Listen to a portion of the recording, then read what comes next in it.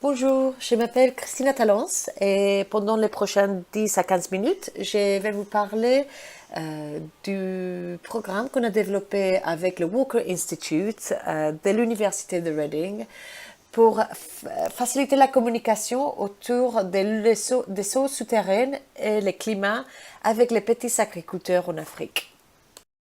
Avant de commencer, je voudrais avant tout rentrer un peu dans le contexte.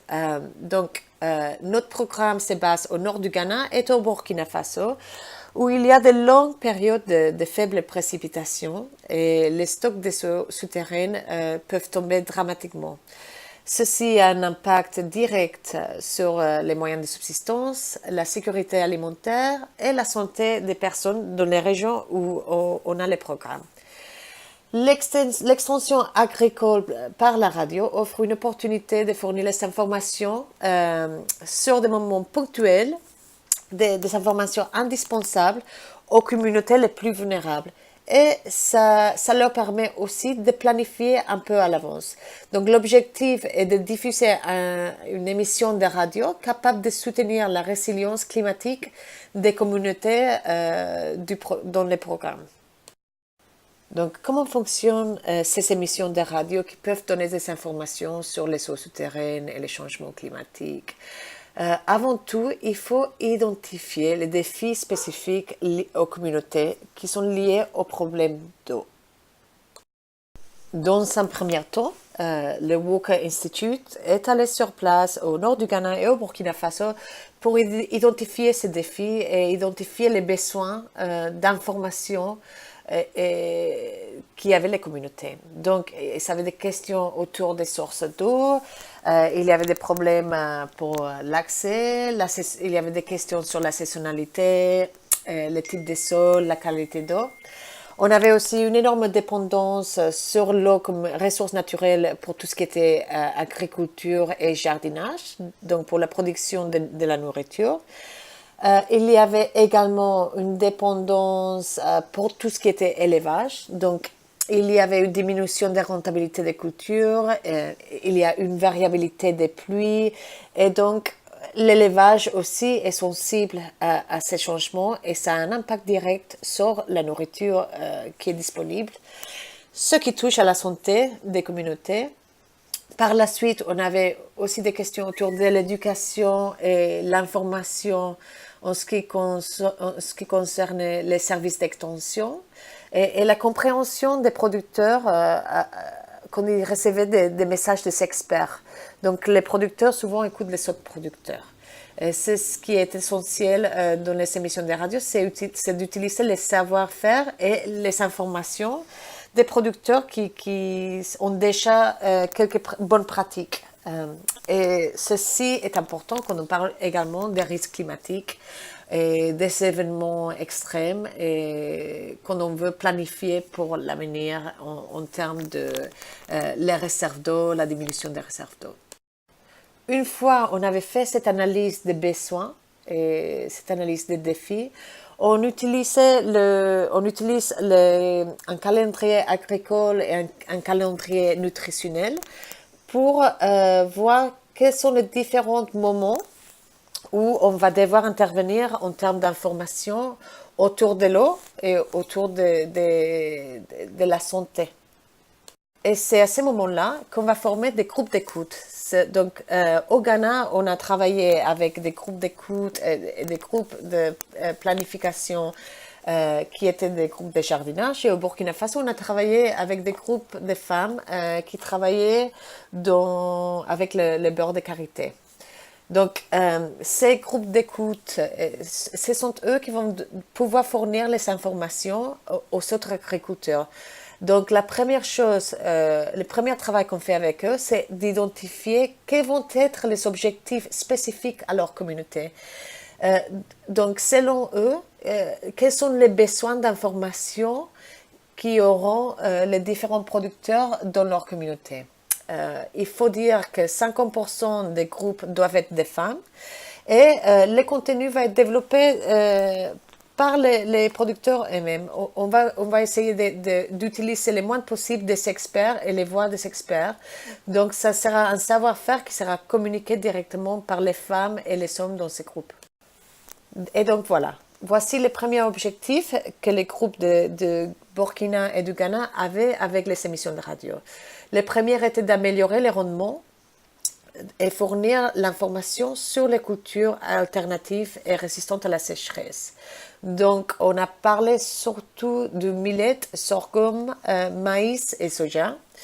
Ils voulaient aussi parler un peu de la valeur nutritionnelle des différents produits qu'ils avaient dans les jardins. Et également, ils voulaient parler des cultures qui étaient assoiffées d'eau. Donc, au Ghana, par exemple, et au Burkina, beaucoup de communautés participent à la production de la beurre de karité. Et c'est une moyen de subsistance importante, mais qui consomme énormément d'eau pendant le procès de lavage des noix. Et au Burkina, également, les riz à ébullition utilisaient énormément d'eau. Et donc, le deuxième objectif dont les communautés voulaient parler, c'était comment améliorer la connaissance sur la récupération et la conservation de l'eau et comment utiliser cette eau pour ne pas la gaspiller, pour qu'elle soit véritablement efficace au niveau de l'utilisation des ressources.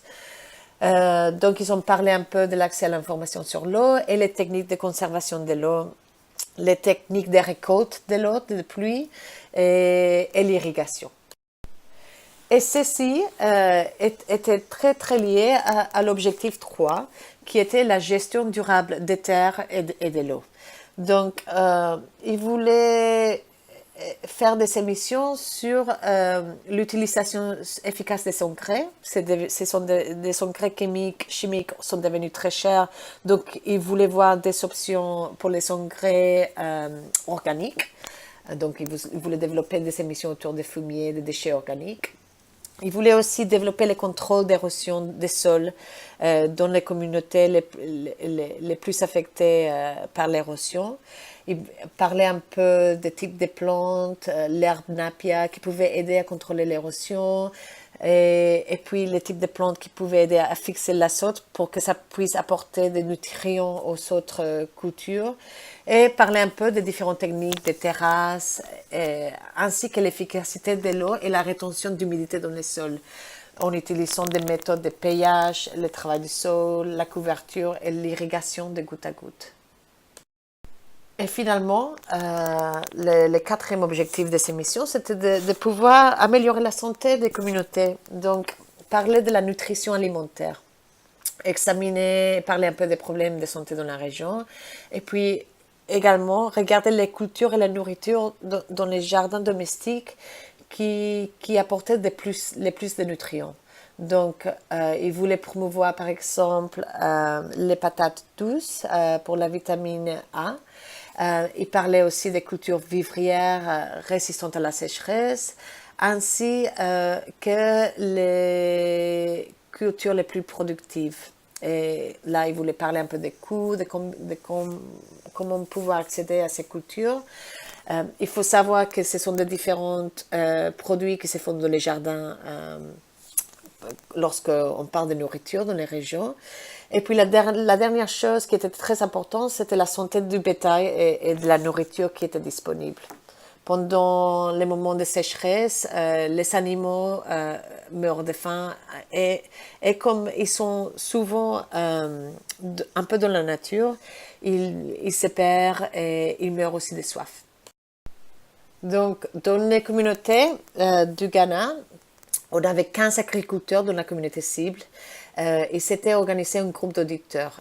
Ils se voyaient une fois tous les 3 mois pour développer l'agenda des émissions dans les 3 mois à venir.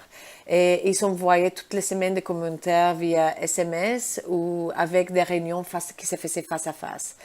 En même temps, on avait les officiers d'extension qui étaient présents pendant qu'on enregistrait les émissions de radio, ainsi que les autorités locales de l'eau. Et c'est eux qui aidaient un peu à développer le contenu de ces missions avec les agriculteurs eux-mêmes.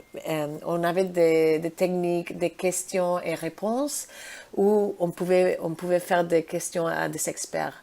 Donc, le rôle de ces groupes était vraiment de développer l'agenda des radios agricoles et d'enregistrer les émissions.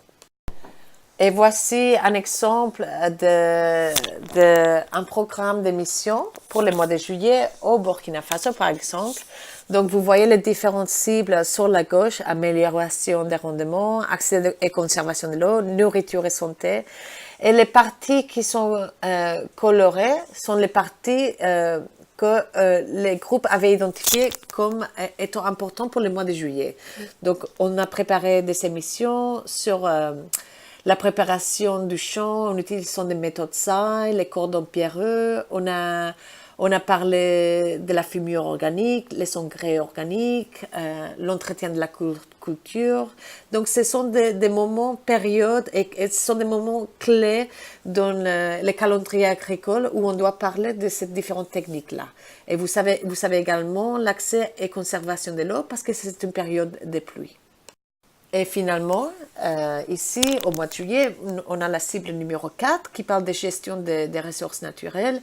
Et au même moment, voilà, vous voyez qu'on parle des sols, des techniques de protection, de conservation des sols, ainsi que la question des forêts, les reboisements et l'entretien des plantes et des arbres. Donc, ils ont parlé de ces différents sujets-là pendant le mois de juillet. Et avant de vous quitter, je voudrais juste vous montrer une petite vidéo pour que vous puissiez voir vous-même à quoi ressemble un groupe de radio au nord du Ghana, donc les personnes qui sont responsables de diffuser toute cette information. Merci.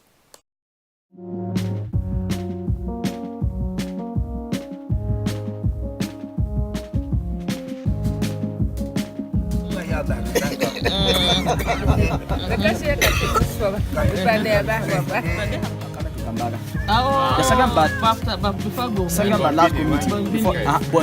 All those.